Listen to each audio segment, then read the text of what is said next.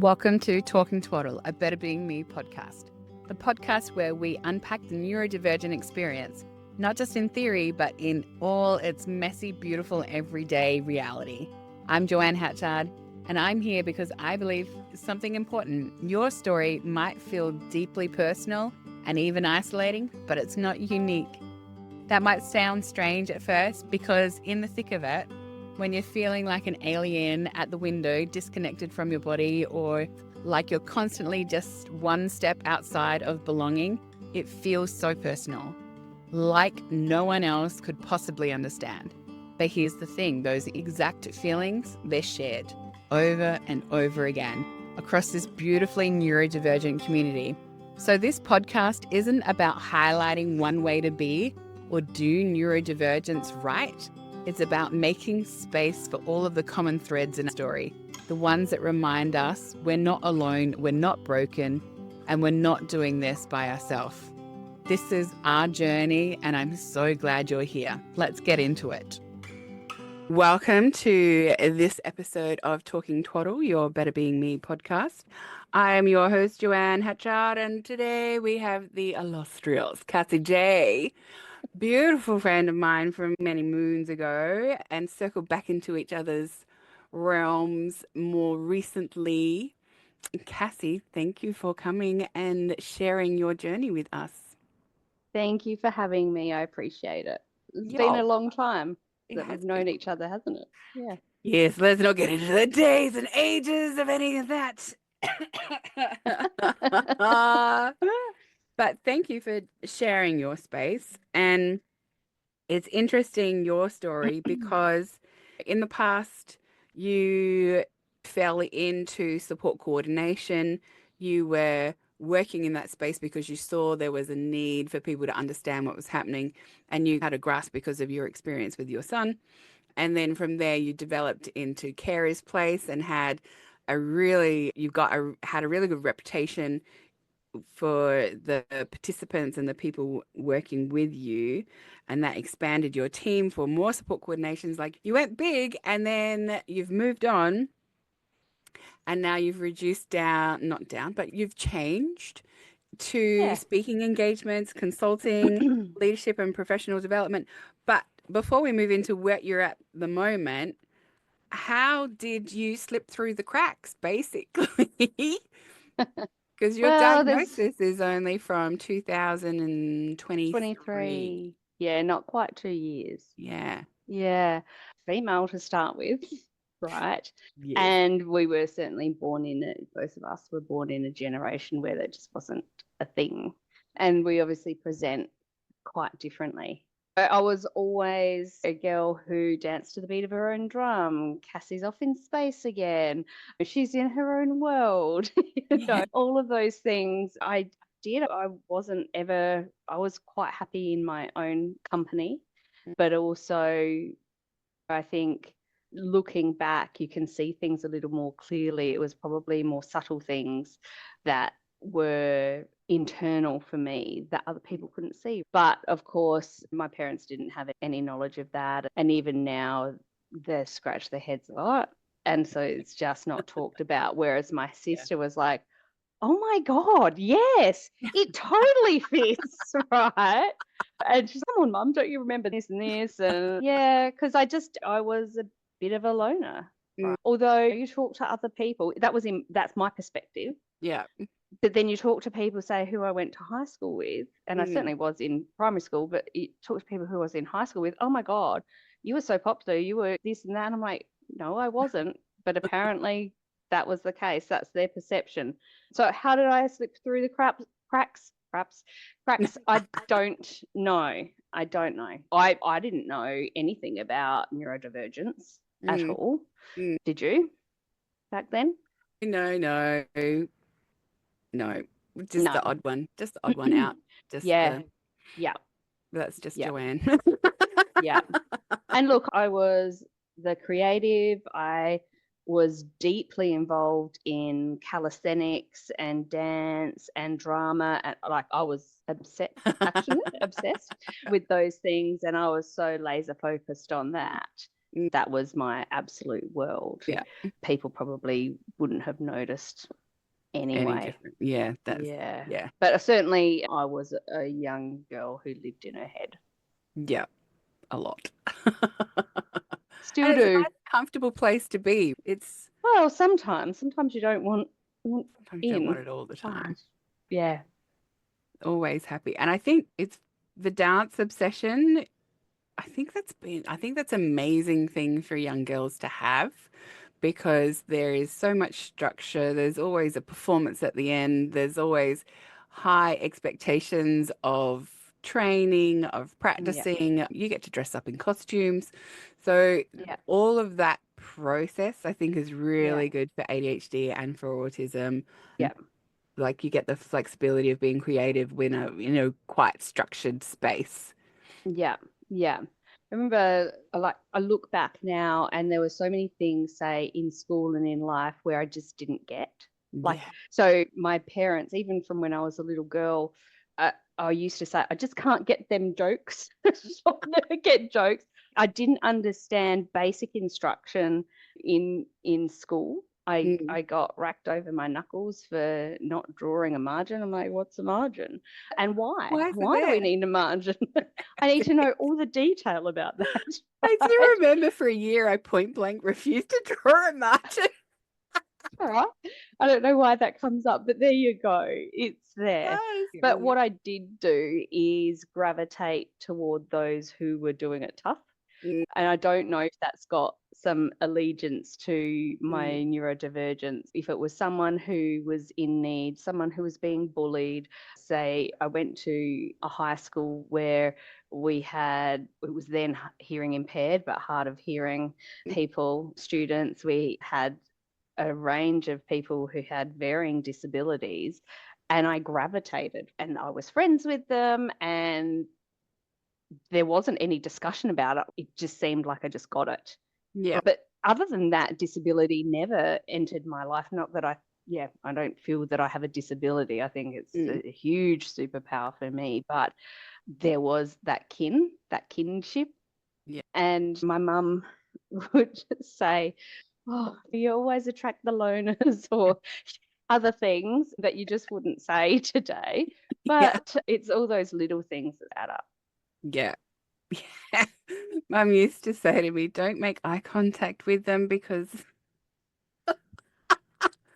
Yeah. I always get the person on the street that needs help. They'll find me. Like that's such. I'm just Yeah. trying to enjoy my time here. You're a bleeding heart. Yes. And now both of your kids are neurodivergent as well, Yep. but So it was Josh is only, undiagnosed. Yeah. yeah, but it was only when you started matching to your second child rather than your Mm, first child who was formally yeah. diagnosed. Is that right? Yeah. Yeah. So Matthew's my eldest. He's now 23. He was diagnosed at 16. We knew at about 2. But Mm, because he had other health complications, he didn't have anything like the NDIS or anything like that. He didn't get diagnosed till later, but he went through speech pathology and occupational therapy and psychology, and there were learning delays, and there were a whole host of things for him that was much more visual for mm, us. Like we had yeah. that understanding. Whereas Josh, he's 21 now, and he had a lot of challenges being a sibling of someone who has high needs and extra Mm, needs and those sorts of things. But we knew probably at about 7 or 8, it was very visible that mm, both my boys, they were highly energetic, Joshua especially, but they both were. They were mm, whirlwinds. In having him in psychology, I had a direct conversation with the psychologist at the time. Absolutely, he's likely to have ADHD. Does he need medication? Would I recommend? Absolutely not at this mm. point. So that was that. That was the conversation for him, but And it what was the wasn't. reasoning behind not having medication? He's not severe enough. All right. Okay. Yep. And look, he struggled a lot. Yeah. Mental health, that they both have Mm, throughout their lives for different reasons, mm, obviously. But it wasn't probably until, I don't know, like 3 or 4 years ago. So 17, 18, where he was noticing big challenges for himself, big differences in the way he thinks, the way he sees the world, the way he perceives information, and how deeply he feels. Right? And so through opening space for him and talking through those things and how it feels, and I'm just giving examples. I expect it feels like this, and you know, that I'm like, how do I know? Why do I know this? What is happening? all of that in conjunction with this stuff at work where it was very highlighted that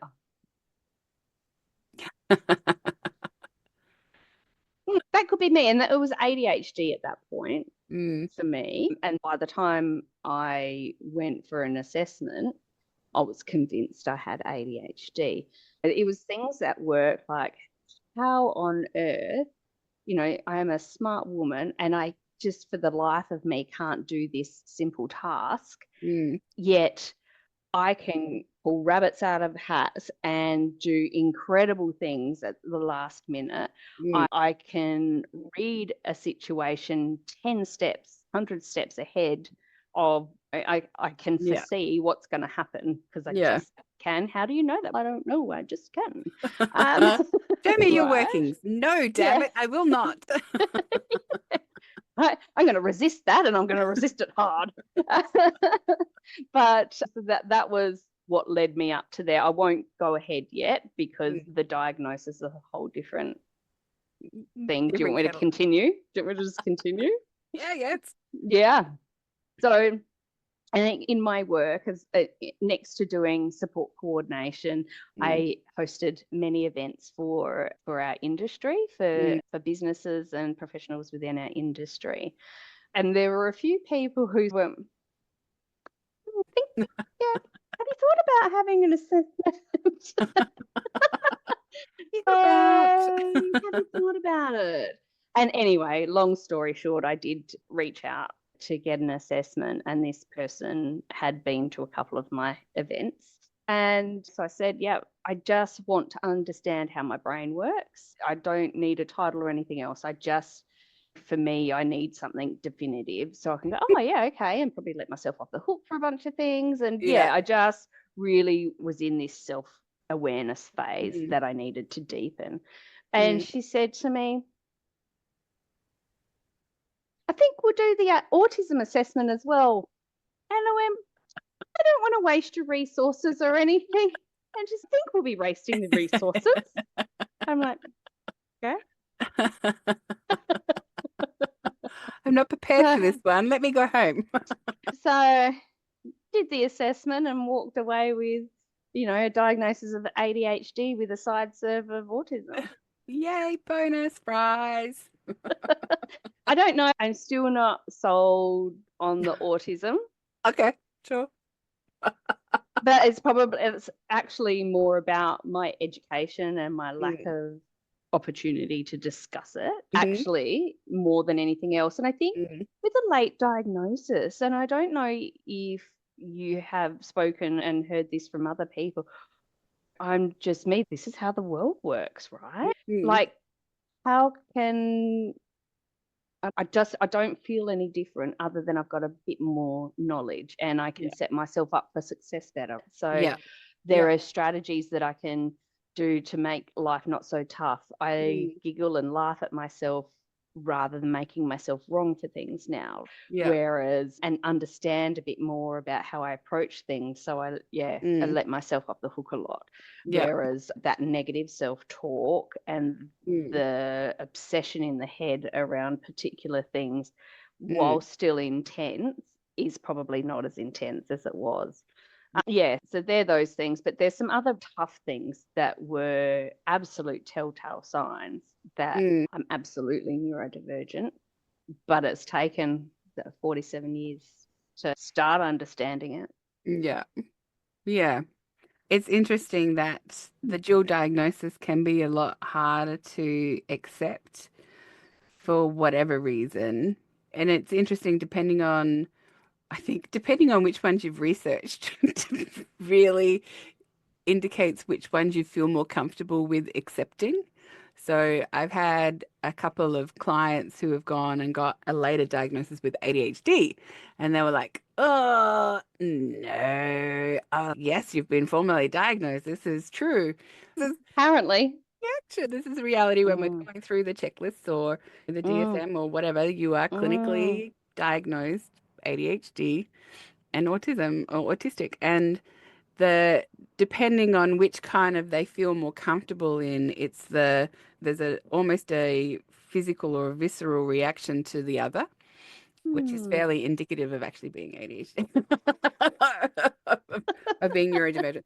But yeah, it is interesting because I think the difference is on the level of masking. Higher ADHD masking, you find different ways of coping than, say, the autistic traits won't be pushed through as much, but it means that the stress level you exist in is higher. And then when you reduce that stress because you've found you're either on medication for ADHD or you find different coping strategies so that those traits that are attributed to ADHD become less prevalent or less forefront of mind, that's when you see more of the autistic traits stepping up or coming through because you've got a little bit more of not so much capacity, but you've just got a little bit more space to let Yeah. the rules that have been created in, say, the ADHD or that disassociation that's happening in ADHD, that flutterness that you only work in crisis mode rather than consistently. Once that drops away, then some of the more autistic traits kind of shine. Interesting.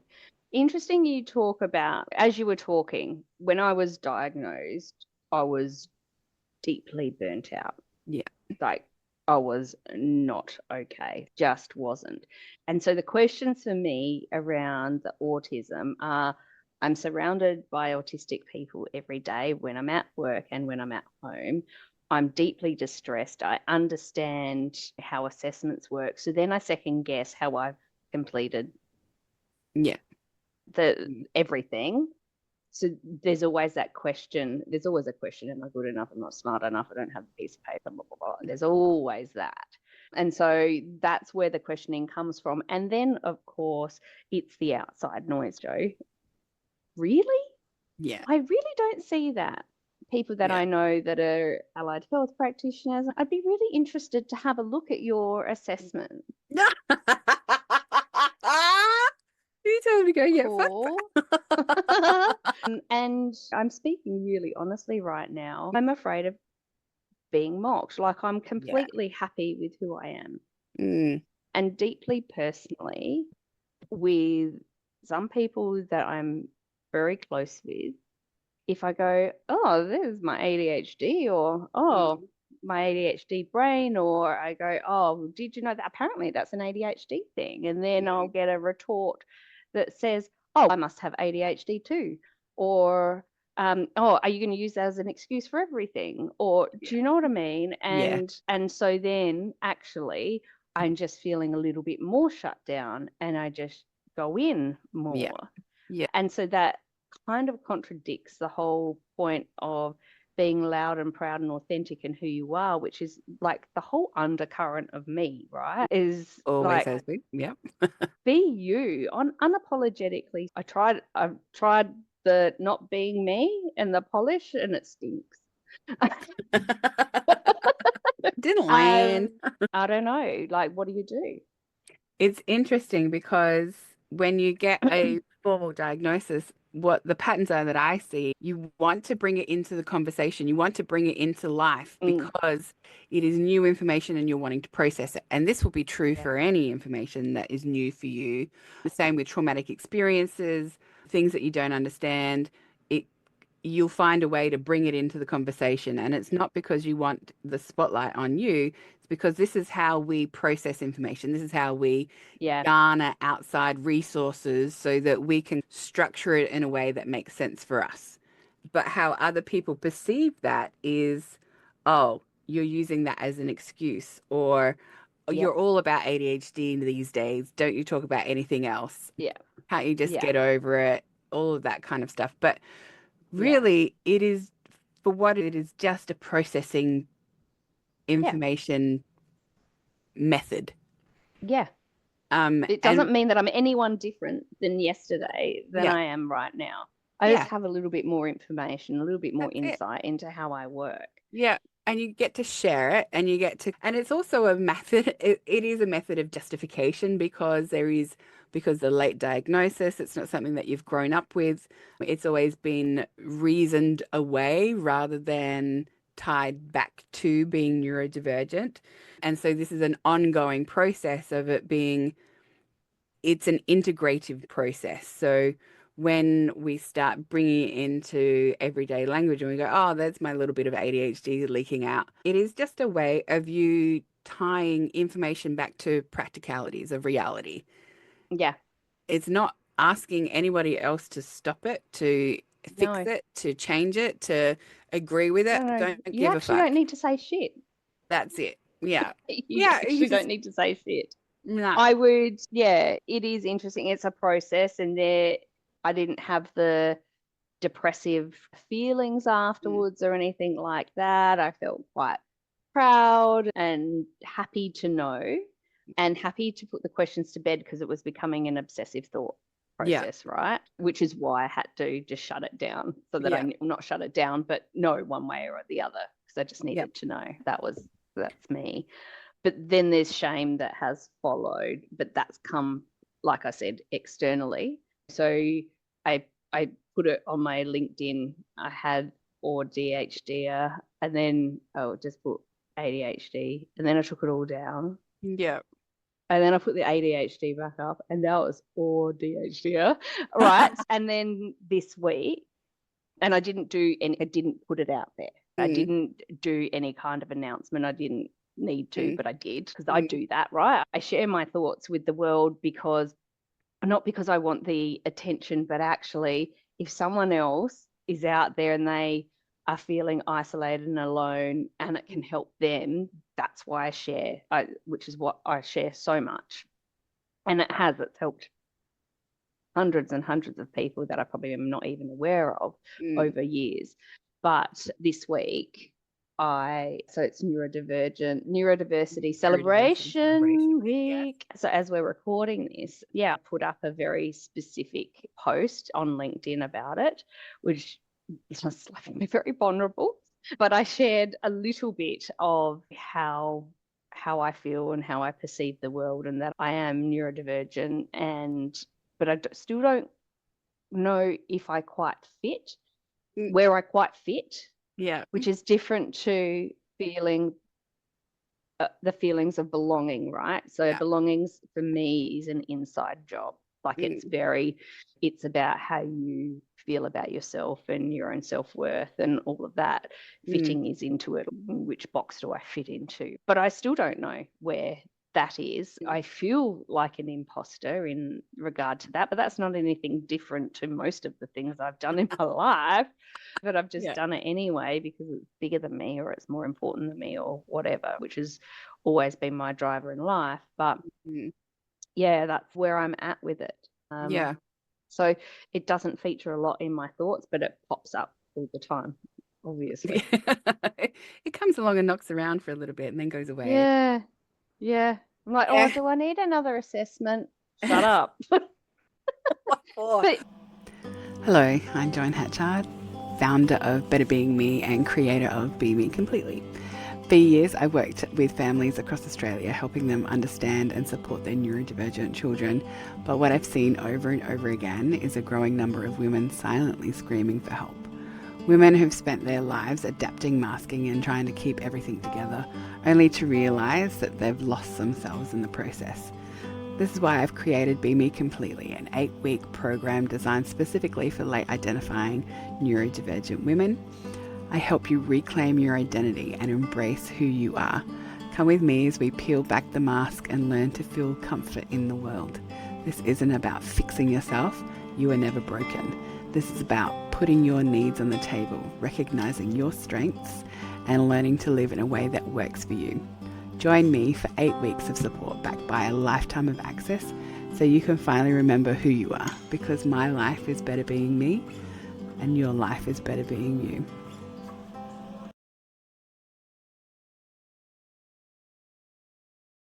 The point is, I think we all present differently and we all process the world differently, and that's okay. And I think the comparisons, which is ridiculous to do, but the comparisons I've tried to make is, oh, I'm not as quirky as this person, or I'm not as loud and proud. But then when I'm surrounded by people who are totally comfortable in their skin and who they are, and then I tend to just like all of a sudden I'm like, aha, hello.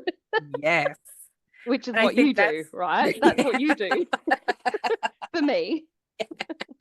Okay, it's just all melting off of me, which is cool, which is nice. Oh, that's my job in the world.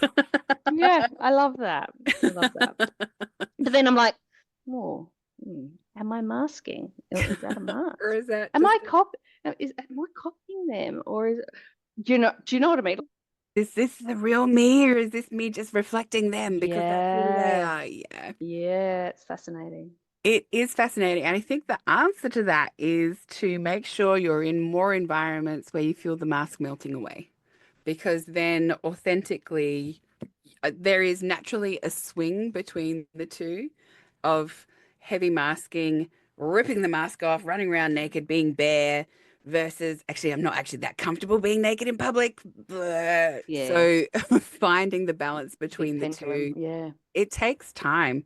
The biggest goal is to recognize when you are putting on the layers versus when you're taking them off, and be more often in the places where you take them off rather than put them on. Yeah. And that's a work in progress.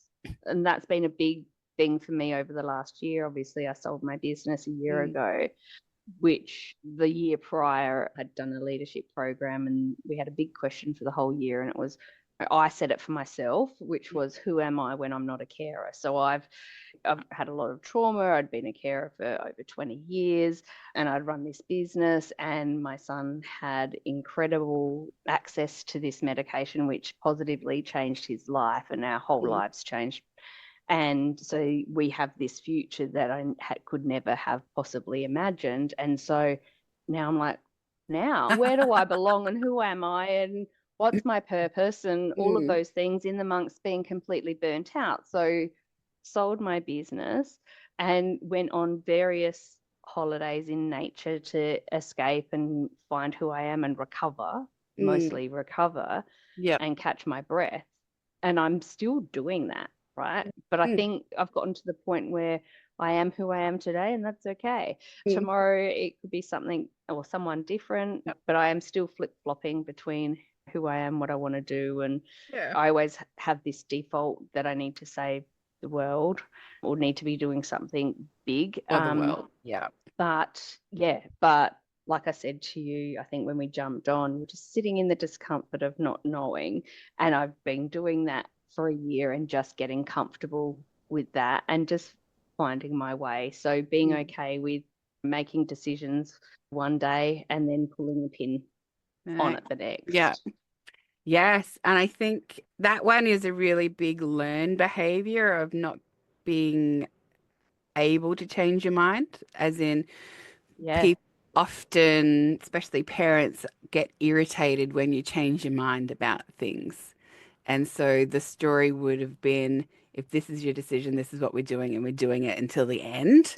So you don't get to change your mind, which means you don't get a method of figuring out what's true for you along the way. If you look at that and you look at the timing, so I started that question at the beginning of the year in 2023, doing a lot of personal and professional development through that year. Middle of the year, I get the diagnosis. By the end of the year, I'm absolutely positive I'm selling. And for those who have built businesses and you've tried to hold on to the reins and then it does snowball and they get bigger and you're in so deep, you're like, I've just got to keep going with this. I actually realized, no, I get to choose. I Amazing. actually get to say no and stop it because I couldn't see an end. And so it's getting bigger and bigger and you catastrophize things. And actually, no, I get to draw a line here and I get to choose different. Yeah. And that was probably the most, like 2023 was the most empowering year for me, and probably year of unmasking, and I'm getting emotional and being okay with who I am, but also acknowledging or realizing you do belong, you are smart enough, you are good enough, you don't need the piece of paper, you don't need other people's opinions, you do you, and that's okay. And as much as it was scary and confronting, bloody did it, and I bloody did it well. Yeah. And I have zero regrets because of that. And I don't know if I would have been able to do that had I not been able to learn much more deeply about myself and my patterns. Yeah. Yeah. Pattern recognitions make, Because I can see patterns everywhere else. yeah. But oh, what do you mean I do that? Yeah, that's self-awareness, right? And I did have already a high level of self-awareness, but it just went to the next level. And it was freeing. And amazing, because it means that you're able to let it go out and create its own circle and its own realm, its own journey, but frees you up to create another circle of amazingness in whatever form, shape that is going to take. I have a question for you, and this is just going through my brain at the moment. I've got this struggle between having to know, I need to know everything, and everything needs to be in its place and right, and I have to have a big thing that I'm working on. And then the other side of me, like, I just want to be free. Do you know what I mean? And so this is the struggle I'm having at the moment. And I wonder what you were saying before, as the mask falls off and things are less intense and less chaos going on and all of that, that perhaps the autistic side's coming through, and we've got an internal struggle. So I wonder if that's what I'm experiencing, is that, the pull. Yeah, the push and pull and finding a different way of being is exactly where you're at this moment in time, because business wise, and even in the holidays, resetting. Holidays require organizing, there's time management that needs to happen, there's planning that happens. Like there is a dopamine hit every single day. In business, that dopamine hit would have been like stress-induced cortisol dumping for sure, because you've created a business that relies not just on you, but on, you had the livelihood of how many staff members on your hands, and then on top of 12 that, staff members, over 300 clients, and then the whole community of providers and participants and their families, and it's huge. It's exponential. Like it's not just double, but it's exponential. So the stress of that hits different to the stress of holidays. And what tends to happen is that you're still not sitting doing life, because holidays is still not life. It's holiday mode. And when you're stressed in holiday mode, you drink or you do something like go off, get lost in the wilderness, or you do another dopamine adventure seeking, but it's being considered as adventurous rather than I'm going to disassociate over here instead, but it looks amazing. Rather than it looks fantastic, rather than this looks like a person's burnt out. This looks like somebody embracing life and taking all the challenges on.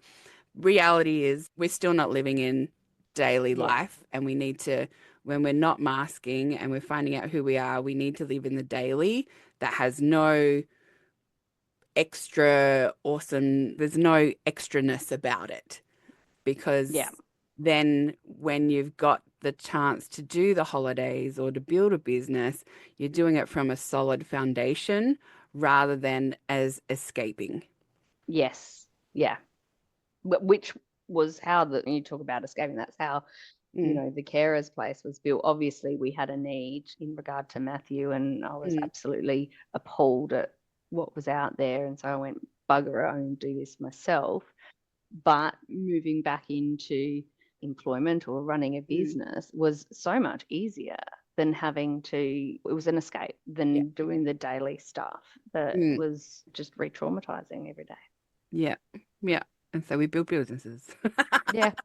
Because why wouldn't you? And then it's got something that occupies your mind rather than Yeah.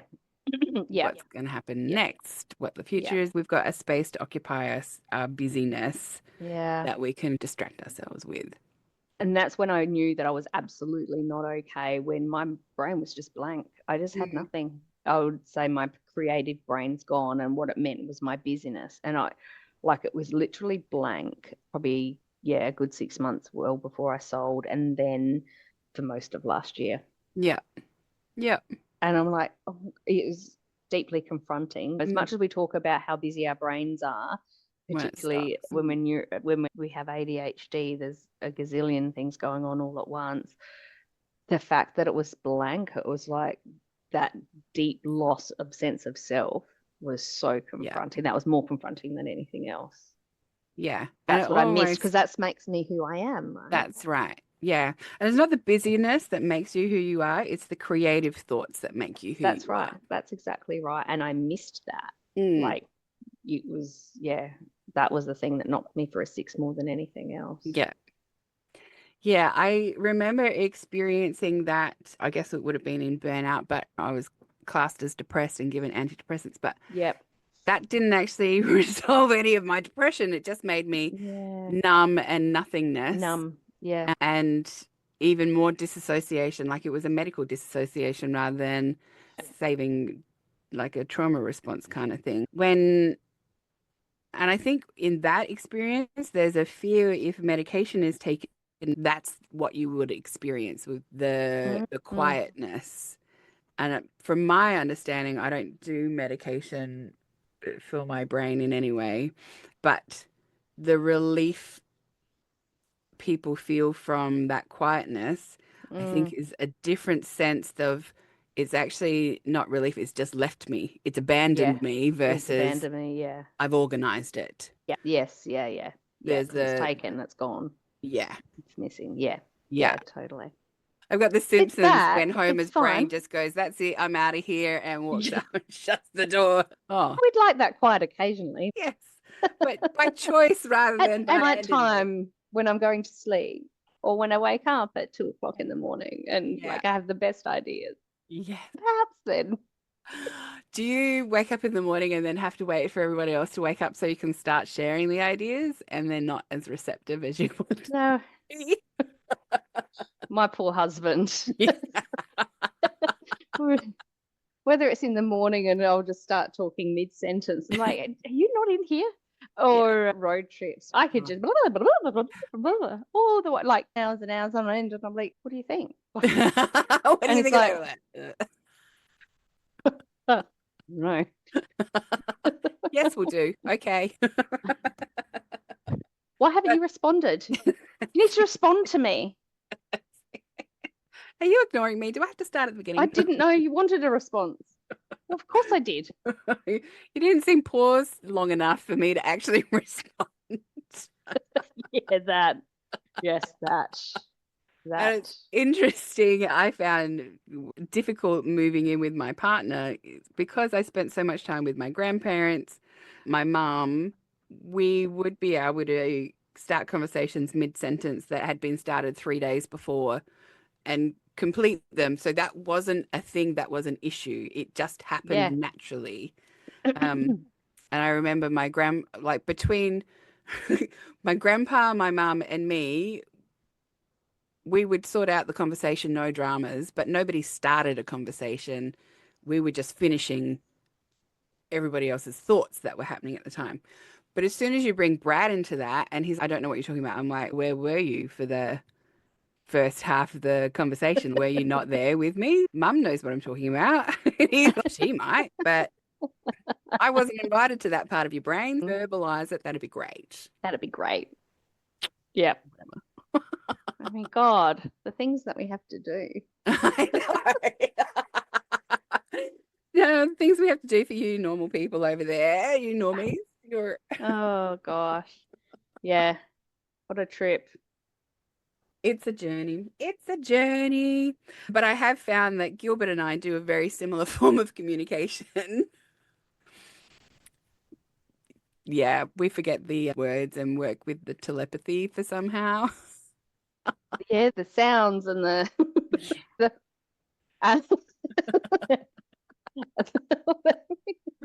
Yeah, no my dramas. We know husband's what picked that's that up as now. brought him on I'm like, board. Well done. how does it go?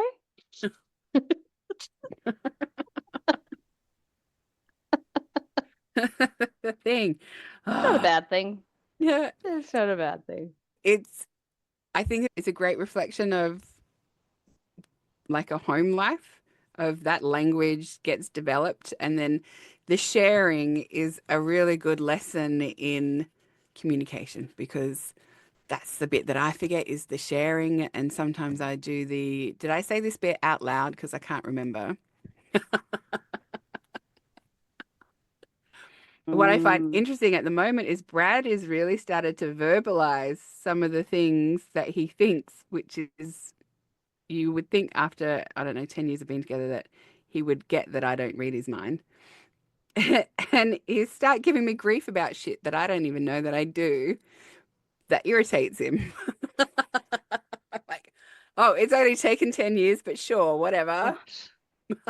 Uh, yeah, so we Yep. can't work in the kitchen together in any way, shape, or form because I'm just apparently I decide to start cleaning the dishes while he's making tea or whatever. Or your decision making skills need more decision making skills, Joanne.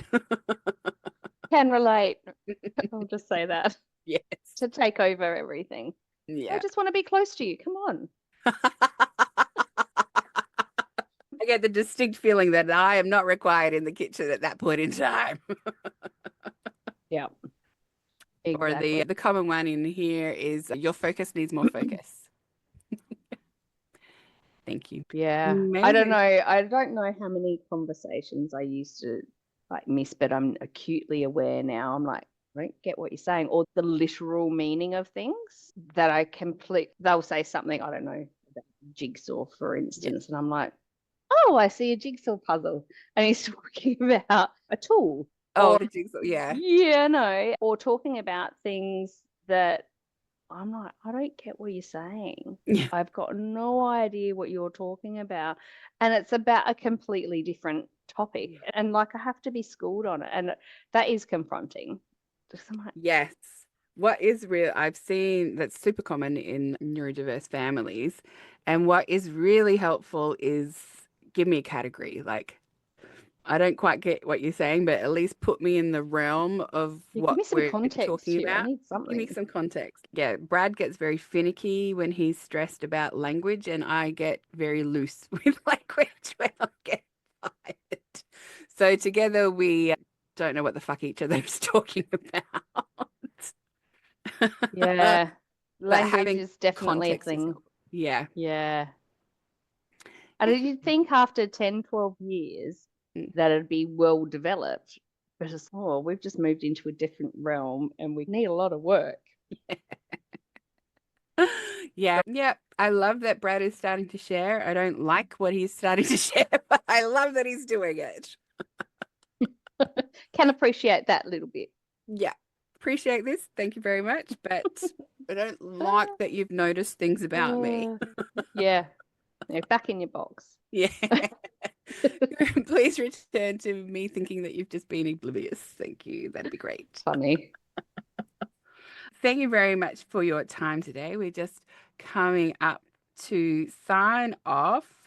What would be your biggest takeaway message for any neurodivergent women or considering their neurodivergence or maybe getting an assessment or starting to do their research about it? Don't second guess yourself. You already have everything that you need and you're okay just exactly as you are. Don't make yourself wrong for things. Yeah. And then I think in terms of assessment, if you need to know how your brain works and why, and you haven't been able to source that from other research and talking to different people, then absolutely go for it. But probably don't do a Cassie. have some follow-up thereafter so you get a little bit more in-depth understanding. What do you think? Just take that piece of paper and run. Well, and I didn't. It just wasn't freely offered, and I wish that I had been more vocal about that. Yeah. But I was not great at the time anyway, and so it would have just been another thing on my pile. But I will pursue that, but I don't feel a deep need to right now. We are a constant work in progress, and it's the outside noise, I think, that does us in, though. Yeah, having to justify any. I do love that. I don't think you're autistic. That's great. Show me your training. Where that's hard, right? I think the family, close friends stuff, when they look at you like, really, it's actually really hard. It's because then I feel not good enough, not worthy, just shut it down. And that's where I think I don't know where my tribe is. I know I belong because I'm still trying to, in some weird way, work through it. But for me right now, it doesn't seem like it's a priority, but I'm probably doing it without realizing it. Yeah. You'll find that you're naturally gravitating towards the people that are easier to be with. Yeah. And those people are easier to be with because they don't question it. Like, it's not you don't have to just me too, and jump in and like I just did and interrupt you, and they're okay with that because they're totally down with it. This is how conversations work.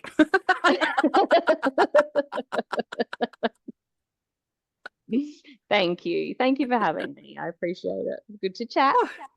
Anytime, all the time. And just so we can give you a plug for your upcoming business, tell me all the details. Yes, so you can find me at cassieday.com, really hard. You can find me on LinkedIn and on Facebook as well. I'm out there working with businesses and people from a professional and self-development perspective in the NDIS space, but also in the for-purpose space as well. So out there doing that, and there will be some events coming up. I just cancelled them all. 2.0, one thing at a time. I'm going to go on a holiday first again, and then I'll come back and do another sprint of work, and then perhaps I'll have another holiday. But you can find me there, and if all else fails, hunt me down at the plethora of events that are happening here in South Australia.